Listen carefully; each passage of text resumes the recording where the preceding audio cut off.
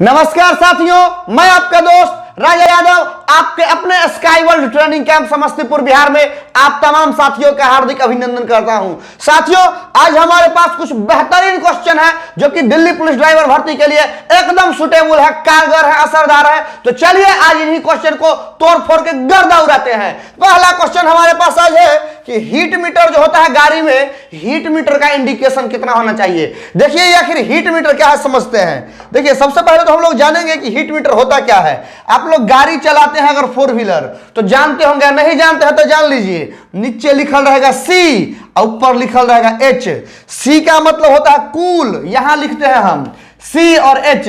सी का मतलब होता है कूल, एच का मतलब होता है हॉट, यानी इंजन आपका कूल है कि हॉट है, इसको दर्शाने वाला एगो इंडिकेशन होता है। उसी इंडिकेशन को, उसी मीटर को हम लोग कहते हैं हीट मीटर। उसी मीटर को हम लोग कहते हैं हीट मीटर। इंजन कूल है कि इंजन हॉट है, इंजन ठंडा है कि इंजन गर्म है, उसी को दर्शाने वाले मीटर को हम लोग कहते हैं हीट मीटर। टेम्परेचर दर्शाएगा कि हमारा इंजन का टेम्परेचर क्या है। तो हमारा अगर इंजन का टेम्परेचर कूल है तो बहुत बढ़िया, बीच तक है, मीडियम है तब भी बहुत बढ़िया, तनी और आगे गया तो कोई दिक्कत नहीं है। लेकिन उसके बाद जो आता है खेला, तो यहां से यहां तक का रेंज होता है। इस रेंज को हम लोग कहते हैं हॉट रेंज। इस रेंज को हम लोग कहते हैं हॉट रेंज। अगर हमारा मीटर हॉट रेंज में गया तो बहुत समस्या होगा। क्या क्या समस्या होगा? तो इंजन ओवरहीट हो जाएगा, और जब इंजन ओवरहीट हो जाएगा तो इंजन सीज हो जाएगा। सीज होने का मतलब इंजन खराब हो जाएगा। इंजन खराब होगा तो बनवाने में पैसा लगेगा कि नहीं लगेगा? बिल्कुल लगेगा। सफर पर है और रास्ता में इंजन सीज हो गया तो सबसे बड़का समस्या तो वही हो गया कि अब यहां से गंतव्य स्थान तक अपने घर तक कैसे पहुंचेंगे। तो देखिए, अगर आपसे कोई पूछे या एग्जाम में पूछा जाए कि हीट मीटर का इंडिकेशन कितना होना चाहिए, तो आंसर याद रखिएगा, हीट मीटर का इंडिकेशन कूल के रेंज में होना चाहिए। कूल के रेंज में, हॉट के रेंज में हीट मीटर का इंडिकेशन नहीं होना चाहिए। यह है हॉट का रेंज। इतना जो रेंज है, इस रेंज को हॉट रेंज कहा जाता है, अब बाकी जो बच गया उसको कूल रेंज कहा जाता है। तो कूल के रेंज में होना चाहिए। हीट मीटर का इंडिकेशन सी के रेंज में, सी का मतलब कूल के रेंज में होना चाहिए। अगर कूल के रेंज में है हीट मीटर हमारा, तो इंजन पर कोई खास प्रभाव नहीं पड़ रहा है, इंजन हमारा ओवरहीट नहीं है, खराब नहीं होगा। लेकिन अगर वही इंजन ओवरहीट हो जाएगा तो खराब होने का संभावना रहेगा। नेक्स्ट क्वेश्चन की तरफ चलते हैं। नेक्स्ट क्वेश्चन हमारा क्या कह रहा है उस पर बात कर लेंगे। नेक्स्ट क्वेश्चन कहता है कार्बोरेटर क्या है। कार्बोरेटर, तो समझिए भैया ये कार्बोरेटर है क्या। देखिए कह रहा है कि पेट्रोल और हवा को मिक्स करना है। पेट्रोल और हवा को मिक्स करने वाला जो डिवाइस होगा, उसी डिवाइस को हम लोग कहते हैं कार्बोरेटर। याद रखिए हमेशा, पेट्रोल और हवा को मिक्स करने वाला जो डिवाइस है, वो डिवाइस को कहा जाता है कार्बोरेटर। कार्बोरेटर होता कहां है? तो पेट्रोल इंजन गाड़ी में होता है।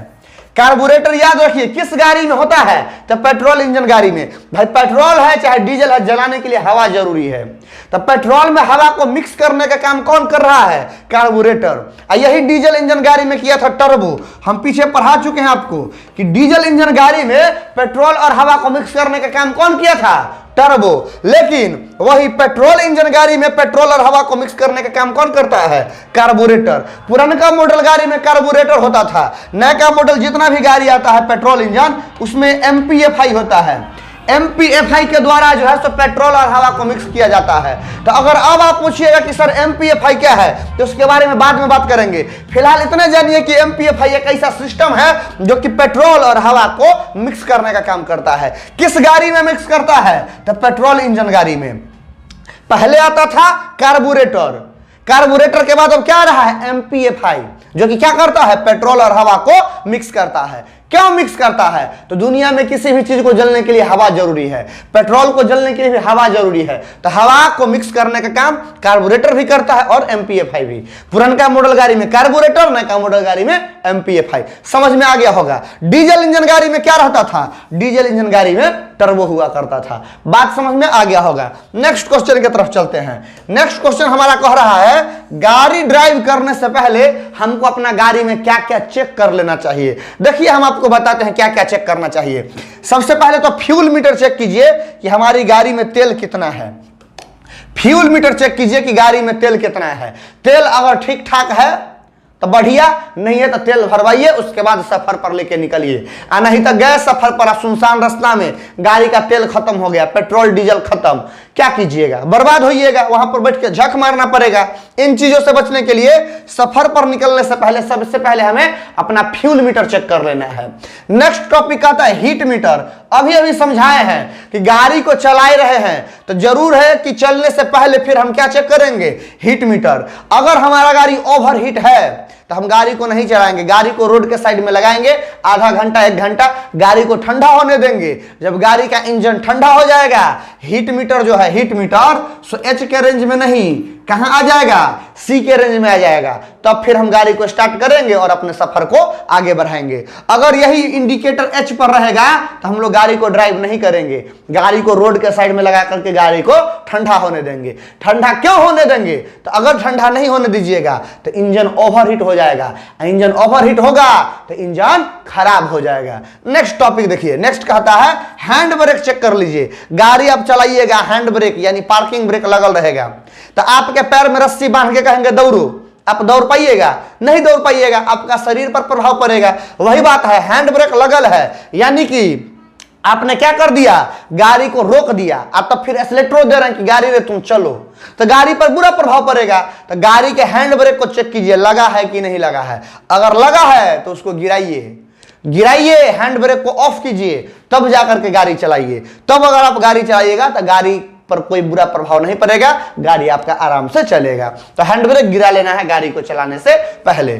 उसके बाद है सीट बेल्ट। देखिए, आप किसी भी सफर पर जा रहे हैं, गाड़ी में जैसे ही बैठे तो आपको सीट बेल्ट लगा लेना है, और नहीं लगाइएगा तो 1000 रुपया का चालान भरना पड़ जाएगा आपको। ठीक है, गवर्नमेंट का रूल है। सीट बेल्ट नहीं लगाइएगा तो खतरा भी तो है। अगर मान लीजिए कि एक्सीडेंट होगा तो गाड़ी में एयर बैग होता है, तो एयर बैग निकलता है तब जब आप लगा चुके होते हैं सीट बेल्ट। अगर आप सीट बेल्ट नहीं लगाए तो एयर बैग नहीं निकलेगा, और जब एयर बैग नहीं निकलेगा तो फिर तो जान जाने का ज्यादा संभावना रहेगा। जान बचाने के लिए गाड़ी में एयर बैग डाला जाता है, और एयर बैग डालने से गाड़ी का कीमत 50,000 बढ़ जाता है। अगर किसी गाड़ी का कीमत 6 लाख है, उसमें 1 गो एयर बैग है, अगर 2 गो एयर बैग होगा तो उसका दाम 6.5 लाख हो जाएगा। 4 गो एयर बैग होगा तो 7.5 लाख दाम हो जाएगा। 1 गो एयर बैग बढ़ने से गाड़ी में 50 से 60 हजार दाम बढ़ जाता है। तो उसका फायदा उठाना है ना, तो फायदा उठाने के लिए हम लोग क्या करेंगे? सीट बेल्ट लगाएंगे। सीट बेल्ट नहीं लगाएंगे तो समस्या हो जाएगा। क्या समस्या होगा? तो एक्सीडेंट होगा तो एयर बैग नहीं निकलेगा, एक्सीडेंट को तो गोली मारिए। सीट बेल्ट नहीं लगाएंगे तो ट्रैफिक पुलिस हमको चालान कर देगा, हमको फाइन भरना पड़ेगा। नेक्स्ट टॉपिक देखिए क्या कहता है। नेक्स्ट टॉपिक कहता है गेट लॉक, कि गेट और बढ़िया से लगल है कि नहीं लगल है। गेट अगर बढ़िया से नहीं लगल होगा तो उसको लगाइए। खुला गेट में गाड़ी चलाइएगा, एक सिंगल लॉक पर चलाइएगा, है ना। सिंगल लॉक पर कई दफा गेट लोग लगाता है तो धीरे से लगाता है, तो गेट में 2 गो लेयर होता है, डबल लॉक होता है। तो डबल लॉक नहीं लगेगा, सिंगल लॉक लगेगा। और तब गाड़ी को अगर आप मोड़िएगा किसी जगह पर तो नहीं, लहरिया कटार मार दीजिएगा तो उस कंडीशन में गेट खुल जाएगा। गेट खुल जाएगा तो एक्सीडेंट होने का संभावना बनेगा। गाड़ी में बैठा व्यक्ति गिर सकता है, या आपके बाजू में अगर कोई बाइक वाला है उसको अगर गेट खोल के लग गया तो एक्सीडेंट हो सकता है। तो इस सब चीज से बचने के लिए चेक कर लेना है कि हमारी गाड़ी का गेट लॉक प्रॉपर ढंग से है कि नहीं है। गाड़ी चलाने से पहले ये सब चीज चेक कर लेना है। उससे चेक कर लें कि साइड मिरर बढ़िया से एडजस्ट है कि नहीं। तो गाड़ी आप जब चलाते हैं तो हमारा दाहिना साइड में मेरे पीछे क्या है देखने के लिए दाहिना साइड के इंडिकेटर का इस्तेमाल करते हैं, सॉरी साइड मिरर का इस्तेमाल करते हैं। मेरे गाड़ी के बायां साइड में पीछे कौन है देखने के लिए हम लोग लेफ्ट साइड मिरर का इस्तेमाल करते हैं। अब मेरे गाड़ी के एग्जैक्ट पीछे क्या है देखने के लिए हम लोग बॉडी मिरर का इस्तेमाल करते हैं। तो कहने का अर्थ है कि बॉडी मिरर या साइड मिरर को हम लोग क्या करेंगे? प्रॉपर ढंग से एडजस्ट कर लेंगे। एडजस्ट नहीं करेंगे तो हम गाड़ी ड्राइव कर रहे हैं तो आगे का चीज तो हमको बढ़िया से दिखेगा, लेकिन मेरे पीछे कौन है, कोई मेरा पीछा कर रहा है क्या, या कोई मुझसे साइड मांग रहा है क्या, ये सब चीज हमको पता नहीं चल पाएगा। तो ये सब चीज पता करने के लिए हमको साइड मिरर को हर हाल में क्या कर लेना है? चेक कर लेना है कि साइड मिरर अपना प्रॉपर पोजीशन में है कि नहीं है। नेक्स्ट टॉपिक देखिए क्या कहता है, हेडलाइट। चेक कर लेना है कि हेडलाइट का क्या पोजीशन है। अगर जरूरी है तो हेडलाइट जलाइए, जरूरी नहीं है तो हेडलाइट बंद करके चलते रहिए, है ना। तो ये सब गाड़ी ड्राइव करने से पहले चेक करना है। अगला टॉपिक कहता है इंफोटेनमेंट सिस्टम। इंफोटेनमेंट सिस्टम का मतलब बाजा वगैरह। बाजा एसी वगैरह आ जाता है इंफोटेनमेंट सिस्टम में। जरूरी है तो बजाइए, न जरूरी है तो न बजाइए। उसके बाद सेफ्टी फीचर, तो सेफ्टी फीचर में मेनली वही आ रहा है आपका सीट बेल्ट वगैरह, कि सीट बेल्ट वगैरह प्रॉपर ढंग से लगा हुआ है कि नहीं लगा हुआ है ना। सीटिंग कैपेसिटी ये सबसे ज्यादा जरूरी है। देहात में सब चीज नहीं होता है, लेकिन अगर शहर में गाड़ी चलाइएगा तो बहुत जरूरी है। मान लीजिए कि कोई गाड़ी है और वो 5 सीटर कार है, यानी ड्राइवर इंक्लूड करके उसमें 5 आदमी बैठेगा। इसमें अगर आप 6 आदमी बैठ गए या 7 आदमी बैठ गए तो उस केस में आपको जो है सो चालान भरना पड़ सकता है। अगर कोई स्कॉर्पियो गाड़ी है और मान लीजिए कि वह 7 सीटर कार है ना, और उसमें अगर आप 10 आदमी 11 आदमी बैठ गए, बरियाती जा रहे हैं, अगर ट्रैफिक पुलिस पकड़ लिया चाहेगा तो आप पर चालान कर देगा। तो ये सब चीज चेक कर लेना है हमको गाड़ी चलाने से पहले कि हमारी गाड़ी का सीटिंग कैपेसिटी ठीक ठाक है कि नहीं, गाड़ी का जितना क्षमता है उतने आदमी को बैठाए हैं कि उससे ज्यादा आदमी को बैठाए हैं। नेक्स्ट टॉपिक कहता है driving licence plus other document. ये तो सबसे ज्यादा जरूरी है। गाड़ी जब भी हम ड्राइव करने चलेंगे तो हम ड्राइवर हैं तो हमारे पास ड्राइविंग लाइसेंस होगा, तो देख लेना है कि मेरे पास ड्राइविंग लाइसेंस है कि नहीं। और सिर्फ ड्राइविंग लाइसेंस नहीं, हम तो कहेंगे valid driving licence. Valid driving licence क्या होता है ना कि बहुत लोग का ड्राइविंग लाइसेंस एक्सपायर हो जाता है, तो एक्सपायर वाला नहीं चलेगा, एक्सपायर को रिन्यूअल कराना पड़ता है। तो valid driving licence plus valid document. Document कहने का अर्थ यह हुआ कि आपके गाड़ी का रजिस्ट्रेशन पेपर है कि नहीं, आपकी गाड़ी का इंश्योरेंस है कि नहीं, आपकी गाड़ी का प्रदूषण है कि नहीं, है ना। तो ये सभी चीजें आपको पता होनी चाहिए। अगर आपकी गाड़ी टैक्सी गाड़ी है तो उसका फिटनेस है कि नहीं, तो ये सारा का सारा टॉपिक जो है सो आपको क्लियर कर लेना है, पॉइंट आउट कर लेना है, उसके बाद ही गाड़ी को चलाना है। तो अगर आपसे कोई पूछे कि गाड़ी ड्राइव करने से पहले क्या क्या चेक करना चाहिए, तो यहाँ पर 12-13 को पॉइंट दिया हुआ है। ये सारा का सारा पॉइंट आप लोगों के दिमाग में होना चाहिए। नेक्स्ट क्वेश्चन हमारा कह रहा है, देखिए नेक्स्ट क्वेश्चन हमारा कह रहा है कि अगर आप हाईवे पर जा रहे हैं, ठीक है, अगर आप हाईवे पर जा रहे हैं और बारिश होने लगे तो आप क्या कीजिएगा। बहुत ही शानदार क्वेश्चन है। अगर आप हाईवे पर यानी नेशनल हाईवे पर एनएच पर जा रहे हैं, एनएच पर जा रहे हैं, एकदम मेन रोड पर जा रहे हैं, अब बारिश होने लगे तो क्या कीजिएगा। तो सबसे पहले तो गाड़ी का वाइपर चालू करेंगे। देखिए सबसे पहले क्या करेंगे, गाड़ी के वाइपर को चालू कर देंगे। हम अपने गाड़ी के स्पीड को कम कर देंगे, है ना। अगर मान लीजिए कि मेरा गाड़ी 80 के स्पीड में है तो हम 40-50 कर देंगे। क्यों? क्योंकि बरसात के समय में अगर हम ब्रेक मारेंगे तो चक्का भी फिसलने का डर रहता है।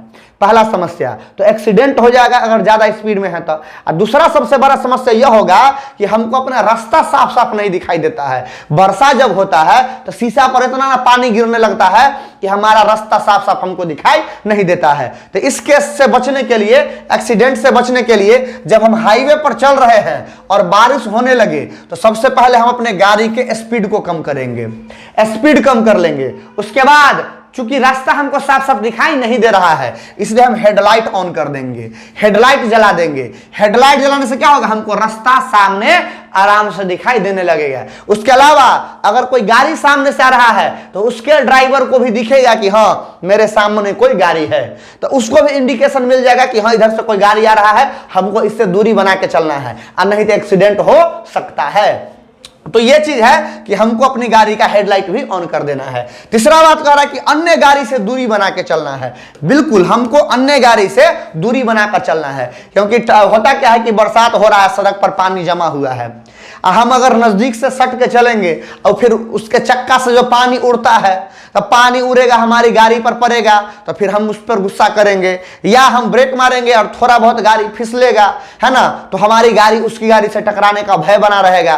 तो इन चीजों से बचने के लिए हम अगर हाईवे पर चल रहे तो 4 बात का ध्यान रखना जरूरी है, नहीं रखेंगे तो दिक्कत है। अगर आप किसी हाईवे पर जा रहे हैं और अचानक से बारिश होने लगे तो सबसे पहले अपने गाड़ी के स्पीड को कम कीजिए। स्पीड कम हो गया, उसके बाद हेडलाइट जलाइए। हेडलाइट जलाने से क्या फायदा होगा, तो दूर तक हमको रास्ता साफ साफ दिखाई देगा, और सामने से अगर कोई गाड़ी आ रहा है तो उसको भी इंडिकेशन मिल जाएगा कि हाँ इधर से कोई गाड़ी आ रहा है, हमको इससे दूरी बना के चलना है। उसके बाद हमको क्या करना है, हमको अन्य गाड़ी से दूरी बना के चलना है। दूरी इसलिए बना करके चलना है कि अगर हम ब्रेक वगैरह लगाएं तो हमारी गाड़ी फिसल के सामने वाली गाड़ी से न टकराए। उसके अलावा कह रहा है कि वाइपर चालू कर देना है। वाइपर चालू कर देंगे ताकि शीशा शीशा पर जो भी पानी आ रहा है वो साफ होते रहे और हमको रास्ता अच्छे से दिखाई देते रहे। आई होप ये क्वेश्चन भी आप लोगों को समझ में आ गया होगा। नेक्स्ट क्वेश्चन हमारा कह रहा है कि अगर आप किसी सफर पर जा रहे हैं तो अपने साथ क्या क्या लेकर जाइएगा। तो ये क्वेश्चन हम लोग पहले भी डील किए हैं। हमारे पास फर्स्ट एड बॉक्स होना चाहिए, हमारे पास कार का जैक यानी चक्का उठाने वाला होना चाहिए, हमारे पास स्टेपनी यानी 5वां चक्का होना चाहिए, एक्स्ट्रा चक्का जिसको कहा जाता है, हमारे पास स्क्रू ड्राइवर यानी पेचकस होना चाहिए, हमारे पास चक्का खोलने वाला रिंच होना चाहिए, हमारे पास जॉक को उठाने वाला रिंच यानी जॉक रिंच होना चाहिए, हमारे पास लकड़ी का गुटका होना चाहिए। 2-3 टॉपिक बढ़ गया है। हमारे पास माचिस, माचिस का मतलब सलाई होना चाहिए। अब सलाई का क्या काम करेंगे अभी बताएंगे, ठीक है। हमारे पास चाकू भी होना चाहिए, चाकू से किसी का मर्डर नहीं करेंगे, क्या करना है अभी बता रहे हैं। हमारे पास एक्स्ट्रा तार, मोटका जो तार होता है, मोटका तार है ना, बैटरी को टोचन करने का काम आता है, उसी तार को कहा जाता है जंपर तार। हमारे पास जंपर तार भी होना चाहिए, हमारे पास टॉर्च होना चाहिए और हमारे पास जीपीएस होना चाहिए। यहां पर टॉपिक बढ़ गया है, टॉपिक बढ़ गया है। पहले जो था सो यहीं तक हम लोग देखे थे, ठीक है। अब कह रहा है कि हमारे पास माचिस होना चाहिए। माचिस क्यों? तो मान लीजिए हम सफर पर जा रहे हैं, हमको लकड़ी वगैरह जलाने का जरूरत हुआ या तार वगैरह छीलने का जरूरत हुआ या किसी भी ढंग से अगर हमको आग का जरूरत हुआ तो वहां पर हमारे पास माचिस होना कंपलसरी है, हमारे पास होना ही चाहिए। हमारे पास चाकू होना चाहिए। अब तार वगैरह छीलने का काम आएगा चाकू। उसके अलावा मान लीजिए कि आप सीट बेल्ट लगा लिए, ठीक है, गाड़ी का एक्सीडेंट हो गया और सीट बेल्ट बुरी तरह से लॉक हो गया, लॉक छूट नहीं रहा है, लॉक खुल नहीं रहा है, तो उस केस में सीट बेल्ट को काटने का काम करेगा, सीट बेल्ट को काटने का काम करेगा चाकू, है ना। उसके अलावा मान लीजिए कि शीशा फोड़ के गाड़ी से बाहर निकलना है, गेट और ऐसे ना लॉक हो गया कि गेट खुल नहीं रहा है, शीशा को फोड़ना है तो फोड़ दीजिएगा, लेकिन शीशा जो होता है गाड़ी का, कार का, दोनों तरफ से उस पर जो है पन्नी का लेयर होता है, उसको काटना पड़ेगा। तो शीशा को काटना है या सीट बेल्ट को काटना है, उस काम में चाकू आएगा। उसके अलावा तार आर को छीलने में भी काम चाकू का आ जाएगा। उसके बाद कह रहा है जंपर तार का क्या काम है भाई। जंपर तार का, तो मोटका तार को जंपर तार कहा जाता है। अभी ये बताए हैं कि बैटरी, मान लीजिए कि आपकी गाड़ी का डिस्चार्ज हो गया, बैटरी में कोई खराबी आ गया, आपकी गाड़ी स्टार्ट नहीं हो रही है, तो आप किसी गाड़ी वाले से बैटरी मांगिएगा तो उतार के नहीं देगा। लेकिन अगर आपके पास जंपर तार है तो उसकी बैटरी से आप अपनी बैटरी को टोचन कर सकते हैं। टोचन मतलब दोनों बैटरी को आपस में कनेक्ट कर सकते हैं। और जब दोनों बैटरी को आपस में कनेक्ट कर दीजिएगा तो गाड़ी आराम से स्टार्ट हो जाएगा।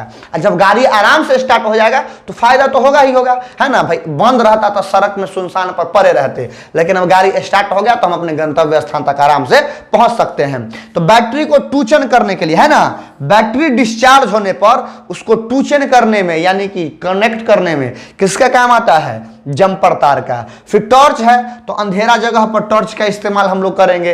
और सफर पर जा रहे हैं तो हमारे पास जीपीएस होना चाहिए। जीपीएस रहेगा तो हम कहीं भुतलाएंगे नहीं, खोएंगे नहीं, आराम से जीपीएस ऑन करेंगे, जिसको आप लोग गूगल मैप लोकेशन कहते हैं। लोकेशन ऑन करेंगे और आराम से हम अपने गंतव्य स्थान तक पहुंच जाएंगे, भटकना हमको नहीं पड़ेगा। तो अगर हम किसी सफर पर जा रहे हैं तो हमारे पास इतना सामान होना ही चाहिए। आई होप ये टॉपिक आप लोग को क्लियर हो गया होगा, समझ में आ गया होगा। मिलता है नेक्स्ट अपडेट के साथ, तब तक के लिए जय हिंद।